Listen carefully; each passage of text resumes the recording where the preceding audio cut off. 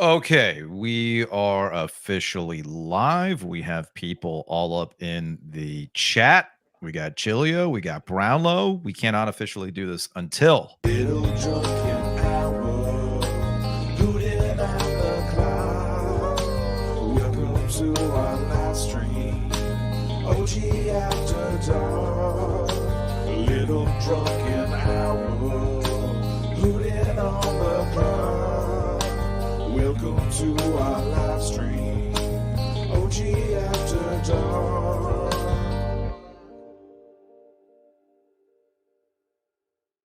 Let's Podcast After Dark alongside Joe Giglio and Lauren Brownlow. Special After Dark appearance.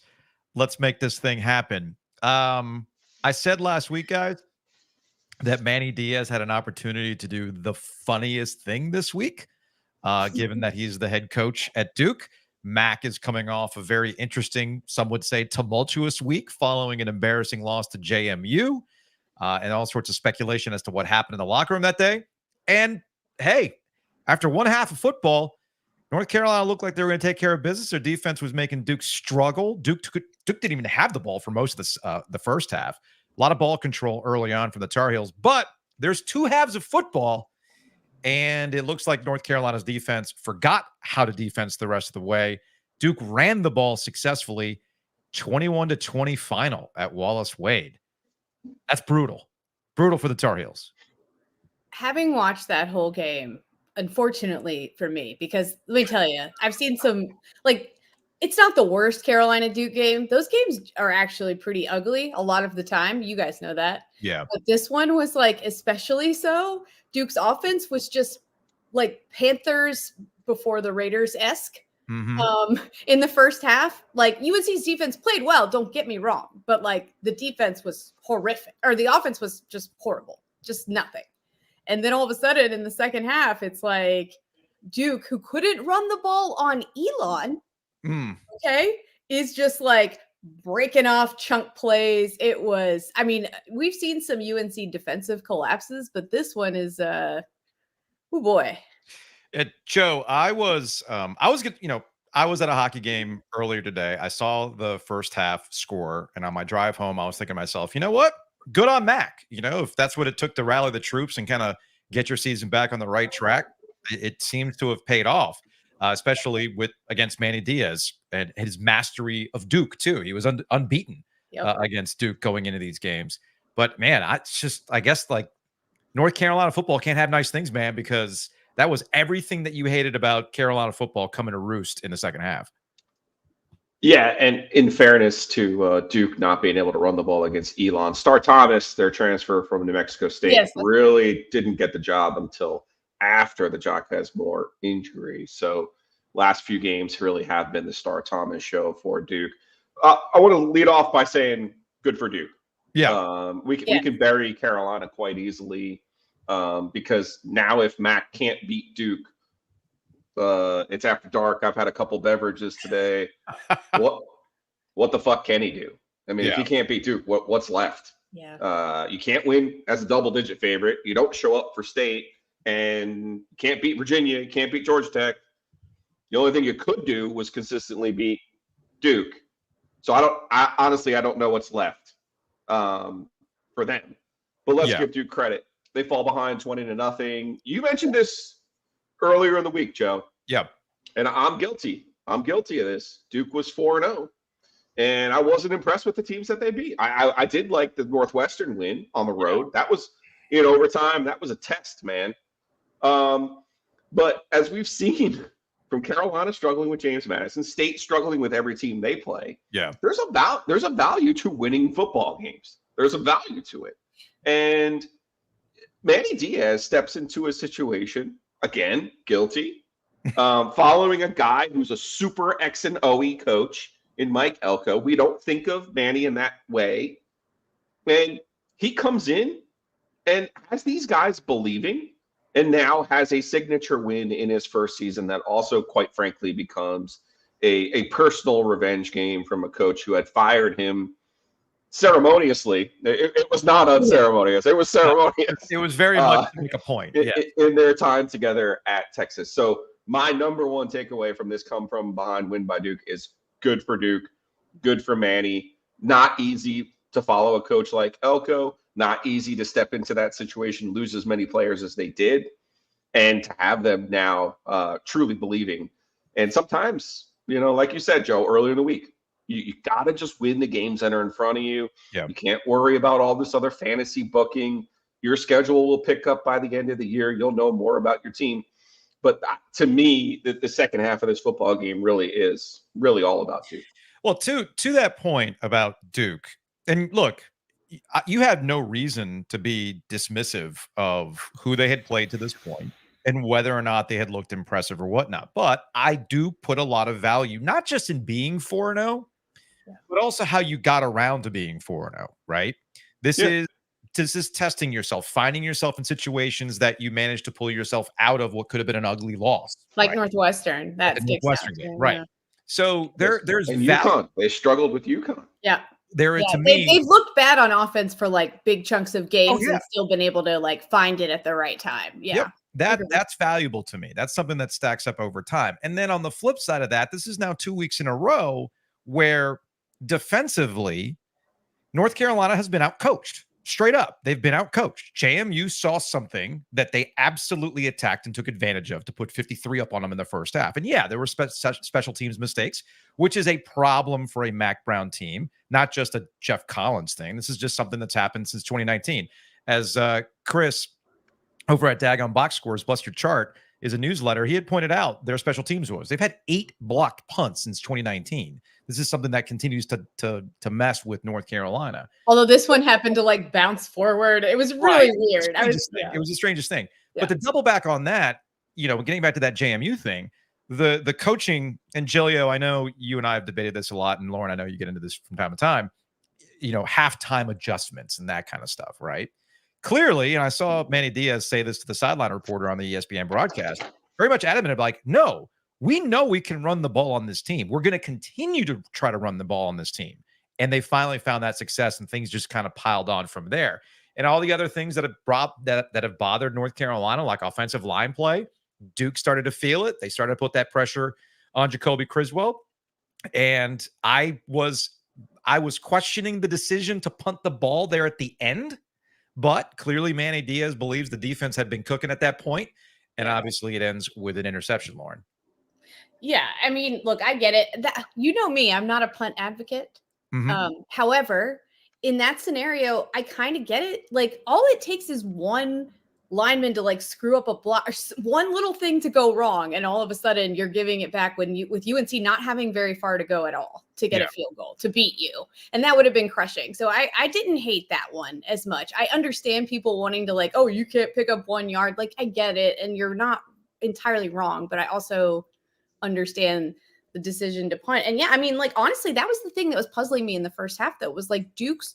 Yes, we know Duke's offense has its issues, right? We understand that. But at the same time, like, we just saw that UNC defense give up 70, and they're still down like some important guys to them. Like, Rucker didn't play again. I mean, I was sitting there like, you've got to give, because the defense, I thought, kept Duke in the game early. They did their best. Like, and the offense just wasn't moving the ball. They had like one drive of more than 4 plays until like their last drive of the second half. Then they had 2. And it was like, I was like, you're not doing enough to give your defense help. And then in the second half, it was like a Freaky Friday, like body swap or something. I don't know what the heck happened there. From our guy Sam out in the Outer Banks, the content gods continue to smile upon the triangle. Look, this is my mantra all throughout this season, especially with some national hits that we've done so far this season. There's nothing quite like triangle football. Love it. For better or for worse, yes. Embrace it. There's never a dull moment. If you appreciate the old school nature of what college football is really supposed to be about, screw the national stuff. Give me these stupidities that happen locally. That's triangle football, ladies and gentlemen. The content gods continue to smile. Let's see. Oh, we got a lot of fire Mack Brown tonight. Okay, I think he's gonna make it back on the bus. Let's see what else we have here from Brian. Mack is done. They weren't done with Mack Brown last week. That's certainly the case. From Martin, put old Mack into retirement. Wonder how the locker room speech is going to go. Ooh, at the end of this one. he should have pulled that card so soon. Right? Right? So from Ken, we need Brownlow to give us the react. Yeah, Brownlow's here, man. Let's see. We got from Ragdoll. Mac has to be done now, right? If not, Bubba needs to go as well. Here's the thing, guys. And Joe, I guess we can start with you here. Yeah. This business that, like, I get it. In the reaction, you want to get rid of Mack Brown. But I do feel that that's not how it's going to play out. Mac's going to play out the season. They're not going to address this issue one way or the other. He's going to try to control the message the best he can. And then when the season's over, then, you know, maybe I keep calling this. Maybe he walks off with a win over NC State, right? We'll get to State a little bit later on, but stranger things have happened in triangle football. Maybe he walks off with a win over NC State. I know State fans are worried about that. North Carolina ceded the control of their football program apparently over to 6 boosters last year. Mm-hmm. Again, I have been here since I've been watching this football game between NC State and North Carolina since 1993. Only once since 1993 have I not seen a team show up. Now, understand what I'm saying. I'm not saying there hasn't been blowouts in that series. What I'm saying is only once have I seen a team, in this case, North Carolina, show up for the State Carolina game and go, I'm not interested in playing football today. Only once. So it blew my mind that night, A, they didn't show up, and B, the next day they didn't tell Mac, love you, mean it, become the general manager of our NIL program and help us raise money and help us move the program into the next phase. So the 6 people who are the top boosters who support Mack Brown, congratulations. You need to fucking own this, because this is where you are. This is the situation you put yourself in. Yeah. Now, how does Carolina get out of it? I've given up trying to solve their problems for them. I could have solved them for them last year with Arthur Smith and Mac as some sort of NIL head. Right. But that's obviously not the case right now. So, listen, they're in the situation that they're in. And Mac did himself no favors last week with the I quit, I don't quit. Then show up on Monday and say, no, really, when I quit, I'll come in here and tell you. Yeah. In the press conference, as opposed to telling Bubba and the boosters and the president and, going again, think of the hubris of not going through the actual channels at this point.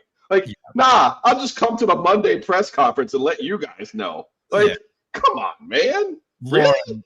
Lauren. Hey, as someone who's been fired unceremoniously, it's fucking fun, man. I mean, I'm not advocating for it. I promise you. Oh, I get that. I promise you. I ain't advocating for it. But I'm just saying to you, like, at some point, and right? Like, we probably would have thought, that's not going to happen to us.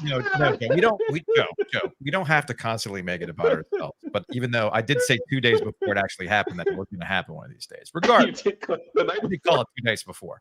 Now, I'll say this, Lauren, to the larger point about Mack Brown and where things are right now. And I know Duke fans are like, well, what about us? What about us? I get that. But Mack's the story after what happened this week, after the JMU game and how he went about that post-game press conference and not making the players available and everything else. And to Joe's point, you ceded the program over to this guy thinking it was going to go some other kind of way. But you and I remember we did in a previous life, we had done like a quick reaction to Mack Brown getting hired.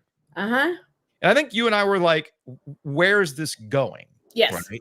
It was a long-term concern we had, not necessarily a short-term. Yes. No, it was, where is this going? What does this mean? How long do you think you're going to get out of Mack Brown? And I think now that we saw the way we understood it was going to go, recruiting was going to pick back up. They had some key wins in recruiting with, obviously with Sam Howell and Drake May. For sure. But at some point, there was going to have to be a conversation of, all right, well, what's next after this? Because you're not going to coach for 10 years. So how do you leave the program? Is there a coach in waiting? Would it have been better to get on the ground floor of a younger coach? I mean, what's the grand plan? But it looks like there really was no grand plan. Mack was going to coach as long as he wanted to coach. And this is now coming home to roost, and nobody's happy. Just nobody's happy. And I'll just go back to something that Steve Logan always used to preach on the radio. Football ends badly. Joe, what do you like to say? You don't get to call your ending. You don't get to write your own ending with these kinds of things. Sports will decide it for you. And it looks like, Lauren, that's what's happening right now in Chapel Hill. I mean, yeah, I think so. Although, like, again, I know I get people want him to go now. I'm not saying it won't happen, but the biggest reason I feel like schools usually do that is when they feel like if we fire the coach now, people will be more likely to show up the rest of the year. Yeah. Are we sure that would make a huge difference? I mean, it might, but like, I don't know what y'all think. I don't know that in this instance it would necessarily make that big of a difference. And so, like, I don't know. I guess it also sends a message that like this isn't tolerable. That's maybe a bigger deal too, that you're sending a message that like, no, we're not going to take this as a football program. This is not what we want. And like, we're not going to just sit back as this happens. But it's kind of like Giglio said with the boosters, right? Like it's really going to be like, are they tired of it? It's really not if Bubba's tired of it. It's about like, if they're tired of it, if they are, then maybe they make a few phone calls, who knows? But I have no idea what's going to happen. I wouldn't be like, obviously I wouldn't be shocked if he got let go. Right. But I would be a little surprised. I would be shocked if they make some sort of decision in the middle of the season. This is going to be, it doesn't help anybody. And if there is any sort of decision made, it will essentially be, this is Mack Brown's final year. And he's going to play out the string, not any sort of midseason change. But Mack doesn't let him get out and save face and all that. Yeah. But as something that was pointed out in the chat from Ken, how this impacts recruiting in the future is an important factor in whether or not the coach stays. And one thing that Mack Brown has been adamant about, and he goes back to ACC kickoff, he's like, he's going to recruits homes and telling them, yeah, no, I'm here, I'm in. He owes it to the players. Which is why, like last week with the whole, do you think I'm the right guy to keep coaching? Am I the right guy to make this thing happen? Well, what does he expect the players he recruited to say? Right. It was never about, like, at no point were they going to go, well, yeah, Mack, we don't think you're the guy. Yeah, it was all a rallying cry. It didn't work out. Let's go to the sports phone. 919-444-2211. Let's see what we got. Hey, guys, it's Paul. You guys are saying Mack was losing the fastball a little bit with his PR stunt during that JMU game or after that JMU game. His other fastball was he could always beat Duke and he'd always kick the shit out of Manny Diaz. Well, in the first half, it looked like he may still got it. Yeah. But man, those RPMs ain't at 98 no more. By the time the fourth quarter rolled around, he was throwing about 80 miles an hour. Putting it right over the plate for Duke. I think it's time. Got to take him out back, man. Got to take him out back. Look, we love Paul. I've never heard Paul sound so Southern. I didn't think he was capable of that, but I think that's what being mad at your football team brought out of him. All right, let's go to the sports phone. This is Dan from Bull City Coordinators calling live from Wallace Wade. Like I said the whole time, never in doubt. Manny Diaz, the greatest coach ever. Let's go Duke! Let's go Duke! Go to hell, Carolina! Go to hell! There you go. Y'all live it up, man. Although I'm not a field rushing policing person. I don't care. But I was like, man, rushing for beating this team. I did have that thought to myself of like, ugh. But I get it. The way it played out, I do understand why they did it. This is from a 704 number. I think it's really interesting that Elijah Huzzy and Omarion Hampton both wear number 28, and they are both Bugattis in a trailer park that is Carolina's team.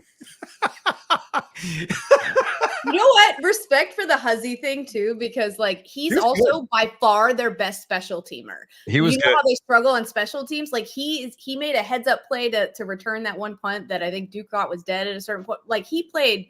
He's like their special teams ace, and he's made a positive difference for them there as well. But dang. But Sue, that call though was funny because were we not just talking to Vip this week about like, yeah, you look at some of those top end players. Yes, you have Drake May. Yeah, you had Sam Howell. You might have Josh Downs, but that masked a team that wasn't as good as was advertised based on the recruiting rankings. And I think that call was a much more succinct way of putting it. A couple of Bugattis in a trailer park.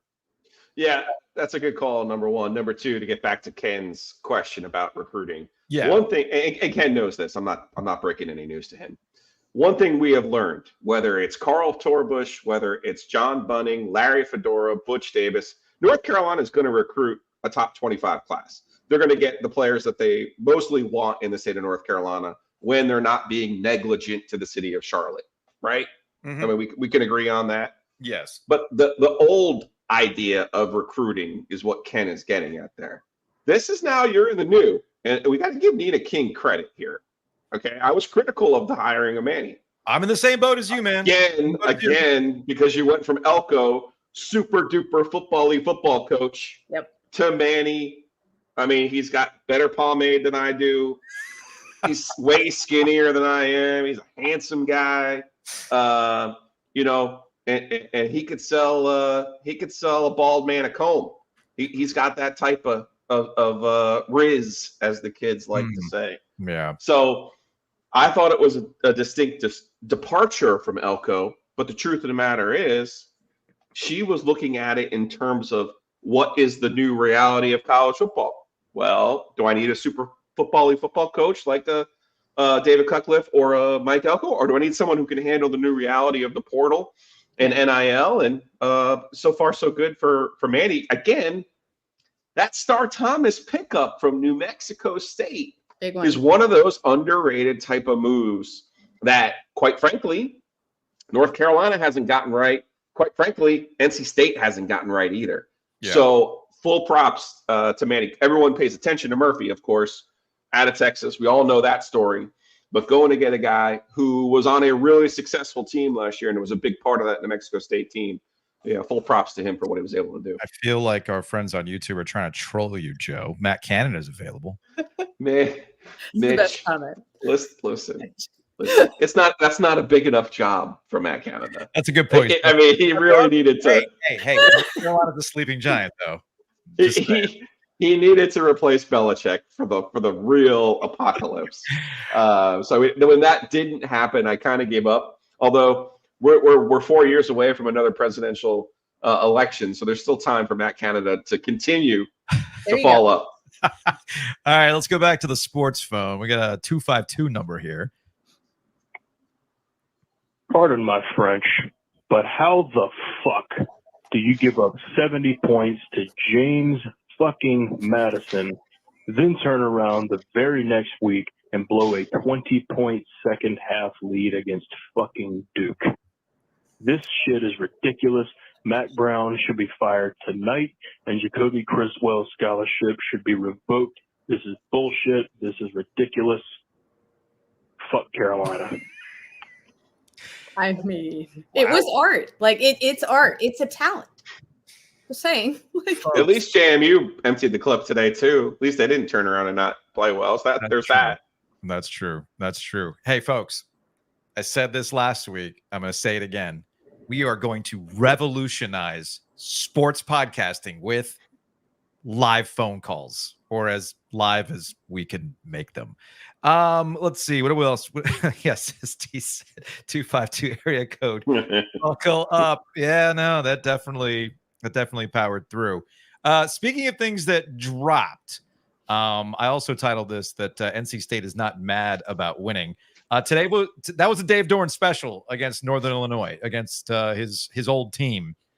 And Dave, after the game, dropped a new "shit be happy we won" variant. This is from our friend JC Zembel over at Wolfpack Central. Let me just get this. Hold on a second. And we're putting a lot on that kid's shoulders, a lot. And I'm proud of CJ for taking care of the football today. We have a lot of growth there. You know, at the end of the day, I'm proud of our offense for not turning the football over. And I know people are upset we didn't have enough yards, this, that, and the other. Don't be mad about winning. Don't be mad about winning. That was a hell of a team win. Don't be mad about winning, Joe. Shit be happy we won is catchier. I know. Yeah. Should be happy we won. Well, I have to redo the sticker. We're out of sticker. On the next sticker, I'll actually get it right with the glitter. But you know what? Dave is Dave, Joe. Like you've said, like you have come to accept Dave for who he is and what he's trying to do. And when we talk about the offense, how they play is a feature, not a bug. They want to win with defense. That's exactly what they did today against Northern Illinois. And I don't say this sarcastically. But a big reason why they were able to step up defensively is because they had really great field position to start with. Was it Nooncaster?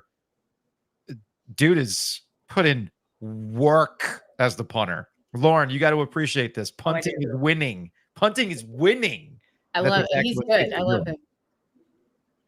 Win by 7 and get their first fumble recovery for a touchdown since 2003. That was wild. When they said that on the broadcast, I was like, that can't be right. But then doesn't even seem possible. No, definitely not. All right. So I know a lot of State fans were not exactly happy with some of this. So I'll go to the sports phone. This was at 2:13 in the afternoon. OG, sitting here, section 210, Northern Illinois, and NC State coming down to the wire here, only up 10. So I got a question. I've got an idea and a question. The idea is that every time Dave Doeren wants to run the ball, he should just spike it so we don't get a holding call or a fumble or a tackle for loss. What are your thoughts? Listen, has there been a time this season of NFL football watching the Panthers that I thought maybe they should just take a knee? Yeah. Yes. Yeah. Yes, I did. Especially in the Saints game when they kept throwing it to the other team. I was like, maybe they should just take a knee and then nothing bad will happen and just punt it away. It's fine. Yeah. I think the penalties in the first half were gross. Yeah, they were bad. That game in general in the first half was gross for NC State. I think it was their lowest number of yards, the 171 in a win since 99, if I read that correctly, if I read the stat correctly. The idea of us going into the season and saying, well, you spent all this money in the portal on your offensive players, so maybe this year you'll be okay winning games, 42-35, 42-38. You'll trade some paint with some teams this year. No. Oh no. No. You don't allow me to introduce you to Dave Doeren. And see, the fact that you just said Dave Doeren trading paint, I'm like, well, like what, in a parking lot, just accidentally bumping you slowly as he's backing out? Just say it aloud sometimes. Just say it aloud. Hey, this year Dave's going to be okay with just playing offense and trying to outscore some teams. Yeah. Our guy called back later. OG, calling back again. I've got an even better idea for when we want to run the football. Robert and I is a genius. He moved all the linemen over there onto the left side by the sideline and motioned KC back to run it. That's the best run we've had all day. So instead of spiking the ball, maybe we should just move the linemen all the way, to the sideline, and then that's the best way that we can run the ball effectively. Thoughts? Whew. All right, from an 828 number. Now the NC State shit is dead. They're just trying to sacrifice themselves. It's horrible. Why? They won. Don't be mad that they won. Okay, to be fair, they did have one moment where that thought entered my mind a little bit about NC State shit because, I think it was the play where an NC State defender, deflected it, and it literally landed in the hands of a Northern Illinois player for a first down, late in that game. And I was like, ooh, yeah, that's one of those moments I feel like people would cite as that. But they won, so it's fine. Let's see what else we got here. This is from a 630 area code number. Fellas, I just finished watching the NC State win over Northern Illinois. Can you explain why Dave Doeren called a timeout with less than a minute left? NIU's driving, clock is running. The Huskies have only one timeout. He calls timeout on a 4th and 1. It lets NIU get its best player back on the field. And then later in the drive, NIU is going to get called for a delay of game penalty. And for some reason, Doeren calls a timeout, which helps NIU avoid the penalty. Didn't end up costing the Wolfpack, but I was just very confused by the clock management there. If you have any logic in terms of the decision-making there, I'd love to hear your thoughts. I'll hang up and listen. Thanks.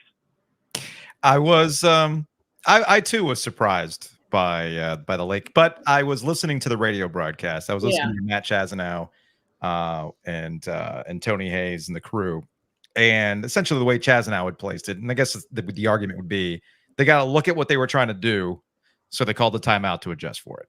And that's very, very football-y thing to do. That's why you do it.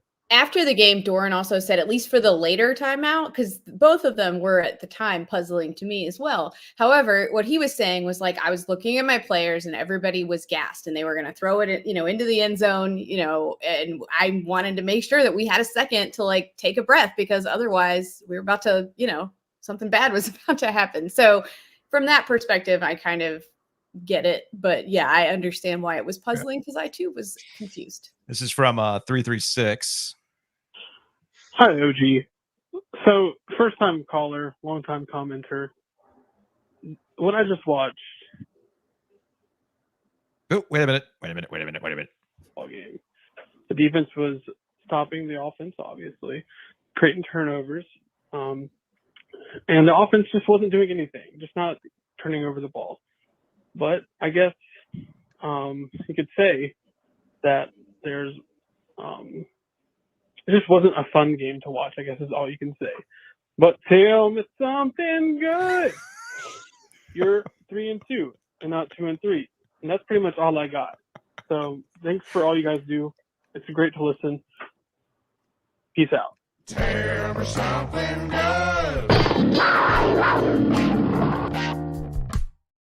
good. Lauren, it can get even better tomorrow, can it? Don't say that. Stop. It can get better. Robert Hunt is hurting right now. Please, I'm very nervous. This is from a 910. Hey, boys. A lot of grumpy Wolfpack fans out there. Tell you what, I don't care. I'm happy we won. I'll take it. Nothing's guaranteed this season, and we're going to have a good time. Bye-bye. There you go. Must be related to Dave Doeren, perhaps. Nothing is guaranteed this season. That might be a mantra right there. I like that. Oh, man. All right, let's see. This is from another 910 number. I would just like to say that NC State is not QBU anymore. We're punter U. The fall is very sad. These last 4 weeks have set us back a decade. I've never seen anything like this before. I feel like I'm in 2016 all over again. All right, bye. No, you've seen things like this before. I was going to say, Marcus Stone, Harrison Beck, I was like, I've seen worse than this before, so I know you've seen things like this before. So what was it from Aaron? Is this the Noel Mazzoni, Jay Davis offensive play philosophy? Oh, man. Yeah, that's certainly taking you back. That's certainly taking you back for sure. All right, I think we got one more sports phone call that we can use here. I can't tell her, so I'm just going to have to leave it here.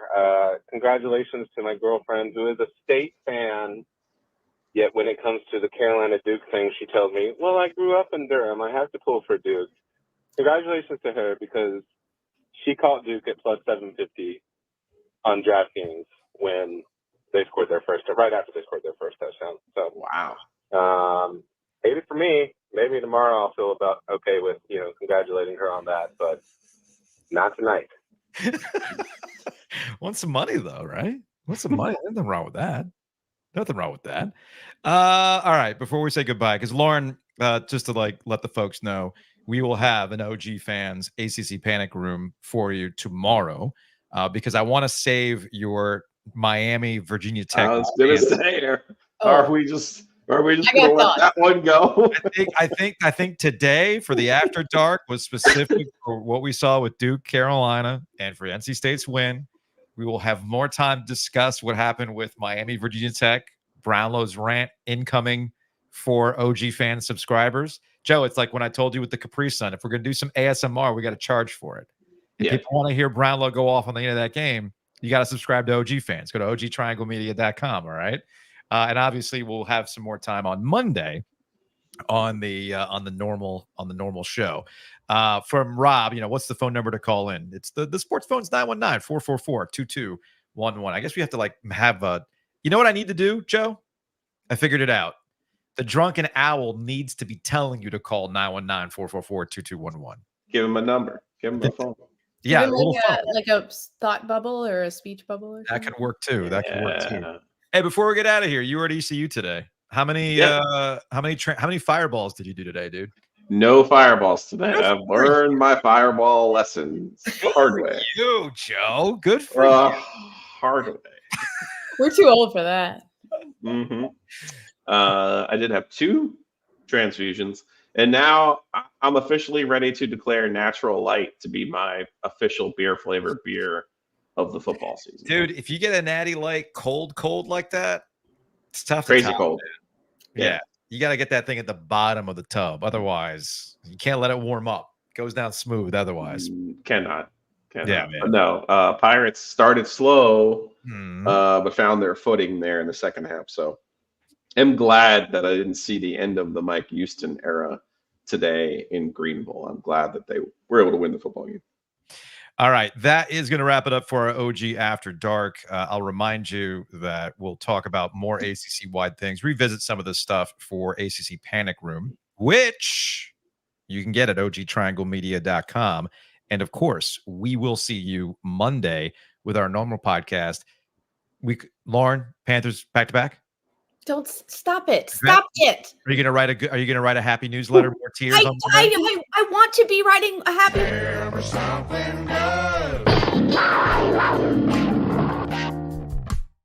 Yeah. Don't get my hopes up. That's not fair to me. That's what football does to you. Get your hopes up. I'm not letting it happen this time. I'm not. It's the hope that kills. Anyway, that's gonna wrap it up. We will see y'all later.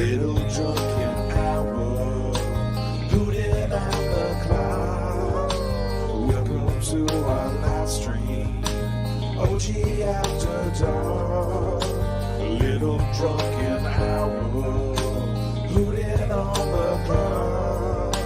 Welcome to our live stream, OG After Dark.